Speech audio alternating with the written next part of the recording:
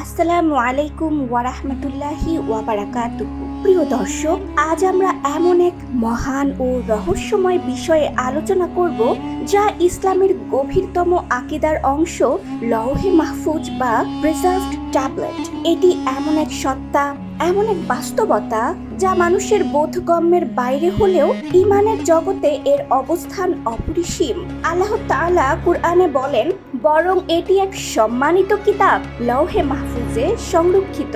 সূরা আল বুরুজ আয়াত 21-22। এই আয়াত আমাদের জানিয়ে দেয় এমন একটি সংরক্ষিত খাতা আছে যেখানে কিয়ামত পর্যন্ত যা কিছু ঘটবে প্রতিটি বিষয় সূক্ষ্মভাবে লেখা আছে। এটি এমন এক দিব্য নকশা যার প্রতিটি লাইন, প্রতিটি অক্ষর আল্লাহর ইলম বা জ্ঞানের প্রতিফলন। ইসলামের বর্ণনা অনুযায়ী লওহে মাহফুজ হলো সেই মূল রেকর্ড সিস্টেম যেখানে আল্লাহ তাআলা সমগ্র সৃষ্টি জগতের তাকদীর লিখে রেখেছেন। আসমান, জমিন, নক্ষত্র, সূর্য, চাঁদ, বৃষ্টি, ঝড়, রিজিক, জীবন ও মৃত্যু সবই নির্ধারিত রয়েছে এই সংরক্ষিত পটে। এমনকি কোনো পাতা গাছ থেকে ঠিক কখন পড়বে, কোন বৃষ্টির ফোঁটা মাটিতে পড়ে ফল দেবে, সবই লওহে মাহফুজে লেখা আছে। এই বিষয়টি আমাদের মনে করিয়ে দেয় যে দুনিয়ার প্রতিটি ঘটনা এক নির্ধারিত পরিকল্পনার অংশ যা কেবল স্বয়ং আল্লাহর জ্ঞানের অধীনে। একটি হাদিসে রাসূলুল্লাহ সাল্লাল্লাহু আলাইহি ওয়াসাল্লাম বলেছেন, আল্লাহ আসমান ও জমিন সৃষ্টির 50,000 বছর আগেই সমস্ত তাকদীর লওহে মাহফুজে লিখে রেখেছিলেন। সহিহ মুসলিম। অর্থাৎ আমরা আজ যে পৃথিবীতে বাস করছি, এখানে যা কিছু ঘটছে সবকিছু ইতিমধ্যেই সেই দিব্য খাতায় নির্ধারিত।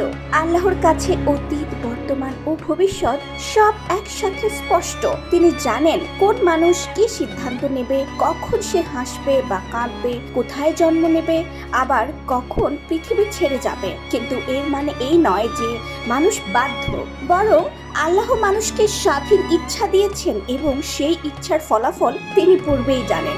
লওহে মাহফুজে লিখিত বিষয়গুলোর উপর ভিত্তি করেই ফেরেশতারা তাদের দায়িত্ব পালন করেন। প্রতিটি বছরের লাইলাতুল কদর বা শবে কদরে ফেরেশতারা আল্লাহর নির্দেশক্রমে লওহে মাহফুজ থেকে সেই বছরের নির্ধারিত ভাগ্য নিয়ে পৃথিবীতে অবতীর্ণ হন। কে মারা যাবে, কে জীবিত থাকবে, কার রিজিক বৃদ্ধি পাবে, কার জীবনে নতুন পরীক্ষা আসবে, সবকিছুই তাদের মাধ্যমে বাস্তবায়িত হয়। কিন্তু মনে রাখবেন, এই ভাগ্য পরিবর্তন অক্ষম নয়, কারণ আল্লাহ নিজেই বলেছেন, দোয়া ও সৎকর্ম তাকদীর পরিবর্তনের ক্ষমতা রাখে। ইমাম ইবনুল কাইয়িম রাহমাতুল্লাহ আলাইহি ওয়াসাল্লাম বলেছেন, দোয়া এমন এক অস্ত্র যা আল্লাহর লিখিত তাকদীরের মধ্যেও প্রভাব ফেলতে পারে যদি আল্লাহ তা চান। অর্থাৎ লওহে মাহফুজে এমন ভাবেই সবকিছু লেখা আছে যে কোন বান্দা কখন দোয়া করবে এবং সেই দোয়া তার জীবনে কি পরিবর্তন আনবে সেটিও সেই খাতায় নির্ধারিত। তাই দোয়া মানে শুধু প্রার্থনা নয়, এটি তাকদীরেরই অংশ। এই ধারণা আমাদের শেখায় জীবনের প্রতিটি কষ্ট, ব্যর্থতা, আনন্দ কিংবা প্রাপ্তি সবই আল্লাহর হিকমতের অংশ। কোনো কিছুই আকস্মিক নয়।